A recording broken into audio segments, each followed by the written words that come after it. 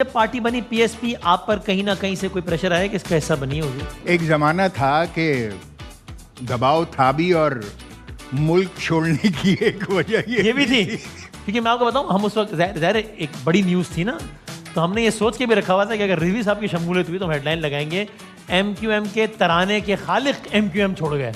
तो वो मैंने अपने न्यूज़ एडिटर को सजेस्ट किया था कि ये अच्छी मसाले वाली हेडलाइन है, ये रखो। तो वो खबर आपने रह मौका ही गई नहीं दिया, यार। लेकिन मैं शर्मिंदा हूँ। तो मैं इस पे पशेमान हूँ। इस पर पशेमान है एक वक्त था कि बहुत ज्यादा प्रेशर माउंट हो रहा था कि यार अब ज्वाइन करें आप।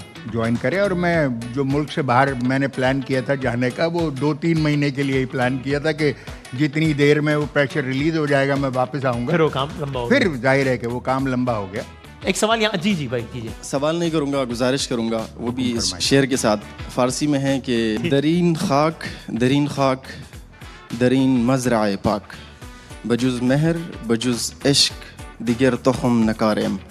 अब उर्दू में भी इसका तर्जुमा भी करके बताओ भाई। ये पाक और साफ सरजमीन, हाँ, ये सिर्फ और सिर्फ मोहब्बत भाईचारगी के लायक हैं, इस पे इसी के बीच उगाए जाएं। लिहाजा मैं आपके तवस्सुत से इस निज़ाम को, अपने बड़ों को यही गुजारिश करूँगा कि एक प्लेटफॉर्म पर आएँ, हमें सुकून दें, हमें मोहब्बतों के बीच में अच्छी बात पूछ दें। हमें याद है इस शहर में कि एमके मामला इस हद तक पहुंच गया था कि फिर खून बहा था बहुत ज़्यादा। तो कम से कम ये इस तरह के एपिसोड रिपीट ना हो, मोहब्बतों के बीच बोए जाए। देखिए, बात ये है कि ये बच्चा जो है, अगर इसकी जंपल कराची की है तो ये तो कराची वाला है ना। हाँ। और पख्तूनों के साथ तो कराची के बड़े मसाइल ये भी होते हैं, क्योंकि मेरे बहुत सारे पख्तून दोस्त हैं, वो कहते हैं जब हम अपने इलाके जाते हैं तो वहां पर भी हमें कहा जाता है ये तो कराची वाला है, ये तो किसी काम का नहीं है। आइडेंटिटी क्राइसिस हो गया। तो आइडेंटिटी क्राइसिस हो जाता है। तो ये हमारे बच्चे हैं, हमारे बल्कि इनके बड़े भी, जो हमारे साथ स्कूलों में पढ़े हैं, कॉलेजों में पढ़े हैं, यूनिवर्सिटीज़ में पढ़े हैं, हमारे साथ जॉब्स करते रहे हैं, हमारी पार्टी का हिस्सा रहे हैं।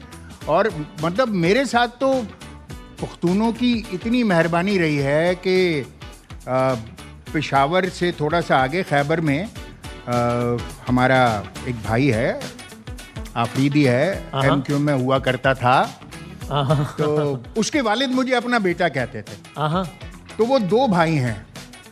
तो जब वालिद का इंतकाल हुआ हाजी साहब का, तो बड़े भाई ने मुझे कॉल की और ये कहा कि हाजी साहब का इंतकाल हो गया है। हाँ।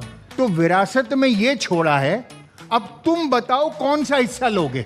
अरे अरे अरे इस हद तो मैंने कहा उनसे कि भाई मतलब मैं कोई शरई वारिस तो प्यार में कहते थे वो अपने बेटा, कहने नहीं हम पठान, हमने अब हमारे बाप ने जो कह दिया वो कह दिया, तुम हमारा भाई है, और अब बताओ विरासत में कौन सी जमीन चाहिए तुम्हें। क्या बात है। तो इतनी मोहब्बत अल्हम्दुलिल्लाह मुझे तो पख्तूनों से मिली है।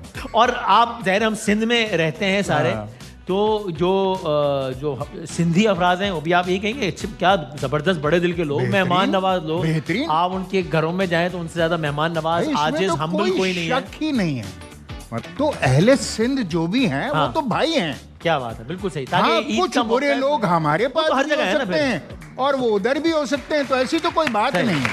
वरना एक शानदार गुलदस्ता है जो कि मिलके पाकिस्तान बनाता है।